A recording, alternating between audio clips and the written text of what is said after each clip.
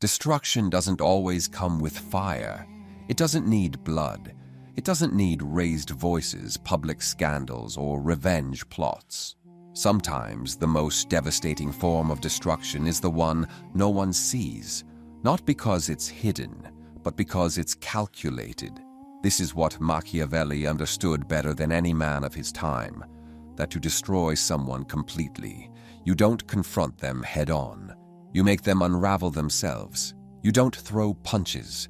You give them room to speak. You don't attack their position. You elevate it, just enough for the fall to be spectacular. The moment you react, you enter their game, and reaction is weakness. But when you refuse to react, when you remain still while they thrash, mock, provoke, and perform, you starve them, not of attention, but of oxygen. And without oxygen, their fire dies. Here's how it works. Someone insults you. Someone disrespects you. Someone undermines you in front of others. Most people would respond with retaliation, words, emotion, defensiveness. But Machiavelli would smile, because he knew true control begins where reaction ends.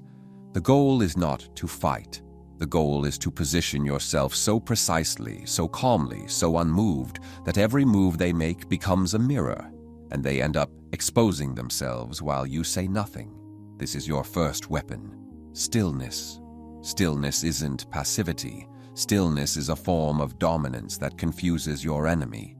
They expect noise. They expect heat.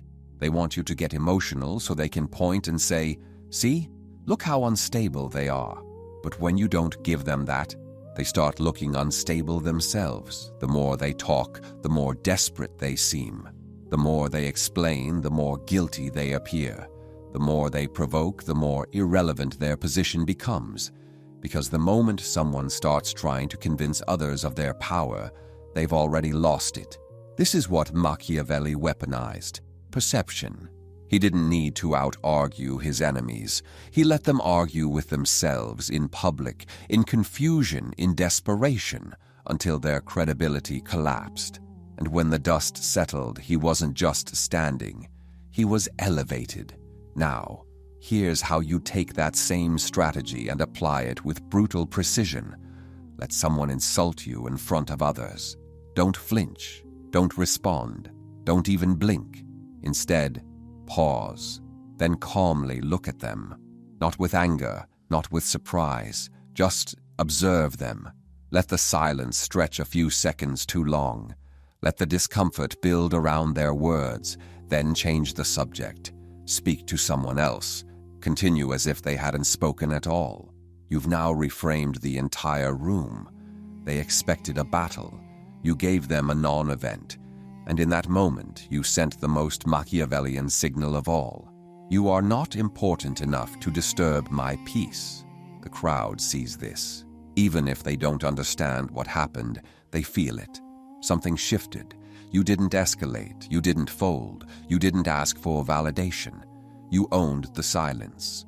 And in that silence, they began to shrink. Because here's the secret. Most people don't want to defeat you. They want to control the narrative around you. They want to make you look weak, feel humiliated, appear unbalanced. So you flip the script. You give them nothing to work with. And everything they say begins to echo back on themselves. Let them talk. Let them explain. Let them rant, accuse, point fingers, while you move with cold composure. Behind the scenes, you start doing real damage. You withdraw access. You take away information. You stop including them in conversations that matter. You remove your energy, your presence, your approval. No grand announcement, no message sent, just subtraction. And what's left behind is a person spinning with no one to spin with. They'll panic. They'll try harder to provoke. They'll raise the volume. And the louder they get, the more foolish they look, because you're not even playing anymore. Machiavelli understood the power of letting the enemy keep speaking, not to respond, but to expose themselves. You don't need to defend. You let the crowd draw their own conclusion. Because in the court of public perception, whoever looks least in control loses the war, even if they win the battle. And that's what this is, not a single strike, but a war of image, of framing, of psychological leverage. You don't destroy them with force. You destroy them with contrast. You stay calm. They unravel. You speak slowly. They stutter. You move on. They obsess. And eventually, everyone around them begins to realize they are not a threat. They are a warning. Not because of what you said, but because of what you never had to say at all. Destruction without attack is not a tactic. It's a philosophy, a way of moving through conflict so that your power isn't displayed, it's felt. Because anyone can lash out, but only those with control can collapse someone without touching them. This is the second layer of Machiavellian strategy. Weaponize their need for attention. Your enemy craves reaction, not because they're strong, but because they're hollow. Disrespect, provocation, slander, these aren't signs of power. They're signs of starvation. Emotional starvation, social starvation, a desperation to matter at your expense. So when they target you, it's not about you, it's about trying to siphon your energy, your name, your reputation, your spotlight. And here's how you destroy them without attack. You let them chase your shadow until they collapse.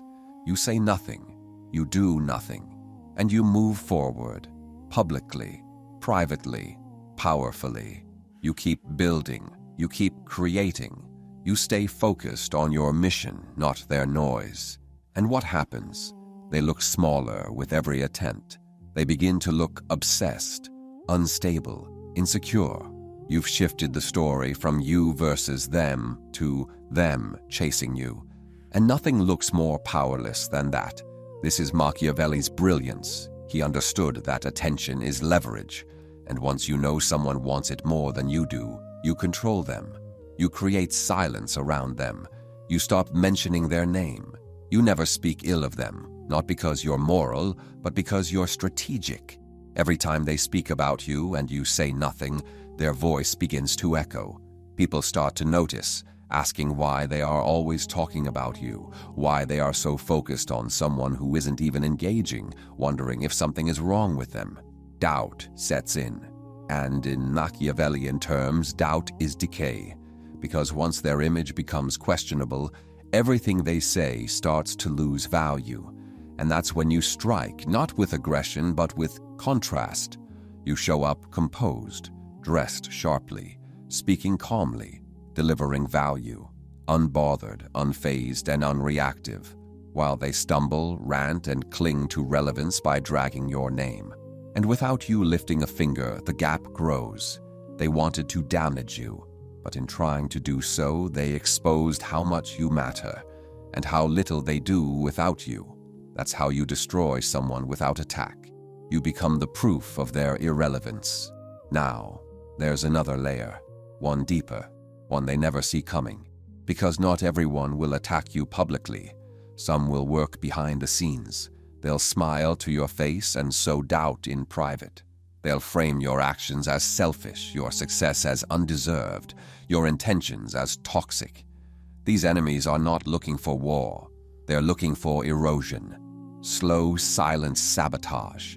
And this is where most people fail. They try to defend themselves to everyone. They try to correct the narrative. But the more you explain, the more you validate the existence of the rumor. Machiavelli would never do that.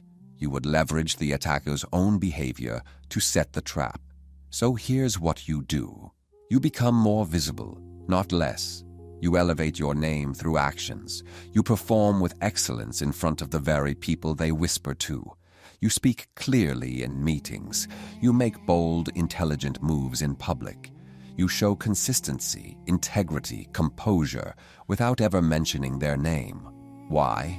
Because you're letting the observers compare you to the story being told.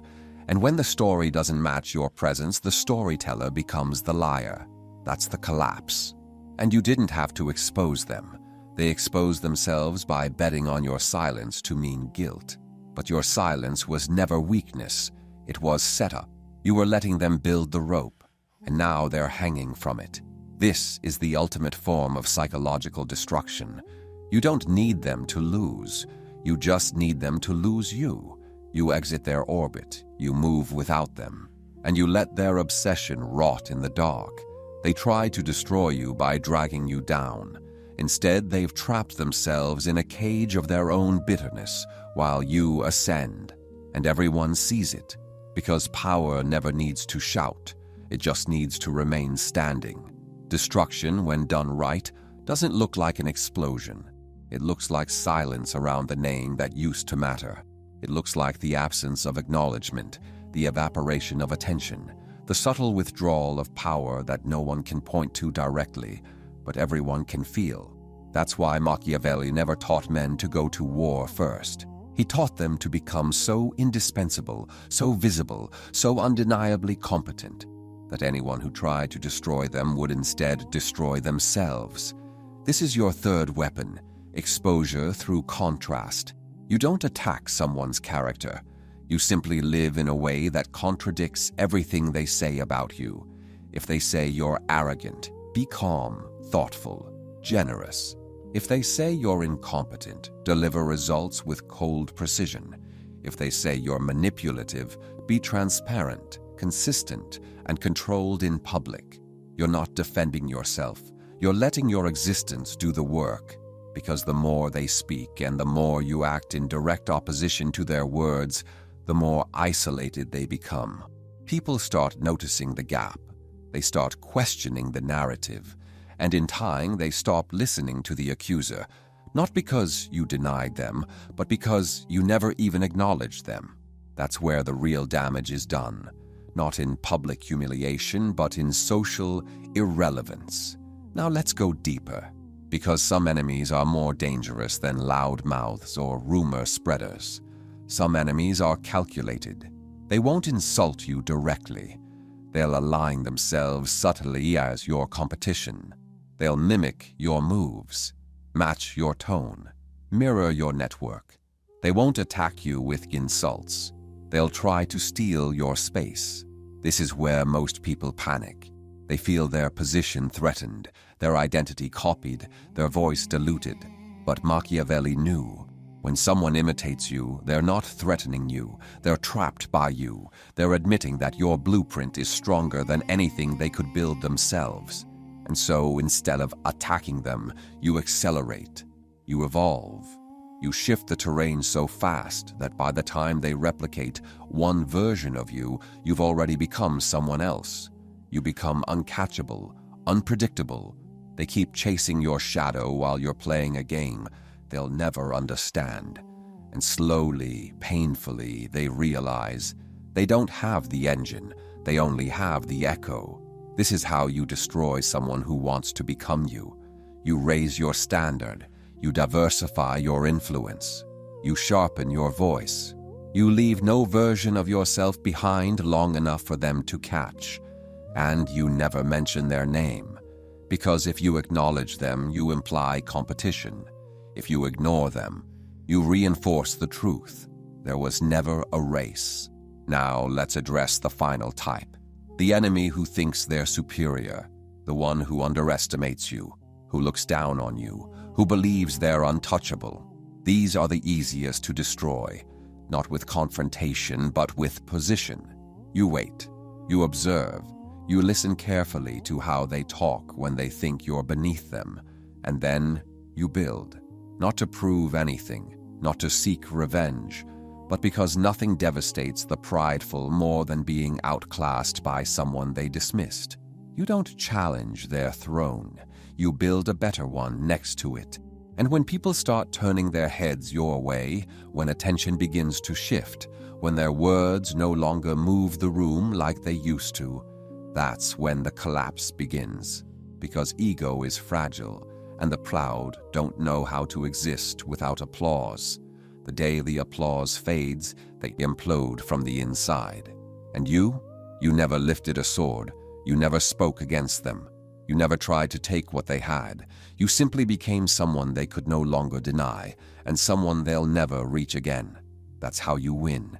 Without noise, without blood, without attack, by becoming the proof that they were never strong to begin with. Sometimes the most devastating thing you can do to an enemy is simply continue winning, continue growing, continue building in silence while their obsession with your downfall becomes their identity. Because what Machiavelli understood, and what most never realize, is this: the most complete destruction is not physical, reputational, or even social. It's existential. You don't just outmaneuver someone. You make their attempts irrelevant. You turn their attacks into a form of comedy. You exist so far above their strategy that even when they land a hit, no one notices because everyone's eyes are already somewhere else, on you. And here's how you create that. You stop trying to win battles, and you start owning frames. A battle is personal, emotional, temporary. A frame is psychological, social, permanent. So what is a frame? It's the unspoken truth people believe about you, whether you say anything or not. And you control it through your tone, your presence, your pattern of response, and your unwillingness to ever play small. If someone attacks you and you respond, they control the frame. If someone mocks you and you defend yourself, they control the frame. If someone undermines you and you rush to repair the damage, you've entered their world. But if you stay silent, if you keep moving like the attack never touched you, if your body language remains anchored while theirs becomes anxious, performative, scattered, you've just rewritten the frame. Now you're no longer someone reacting to slander. You're someone so unshakable it makes your enemy look unstable for even bringing your name up. And once that happens, their credibility dies, slowly, publicly, and worst of all, by their own hand. You didn't need to discredit them. They did it themselves while trying to wound you. Now let's go one layer deeper. Destruction, Machiavellian style, is not about taking power. It's about making sure they never recover it. And that means hitting them where they aren't aware they're vulnerable, their sense of identity. The final move? You make it look like they were never a threat to begin with. How? You change your posture toward them. You stop speaking of them as an enemy. You speak of them, if at all, like a non-issue. You remove emotion. You remove history. You even remove recognition. And when others bring them up, you say things like, "I haven't thought about them in a while," or "hope they're doing well," or "not sure what they're up to," or express that you have no hard feelings and have moved on. You don't say it with bitterness.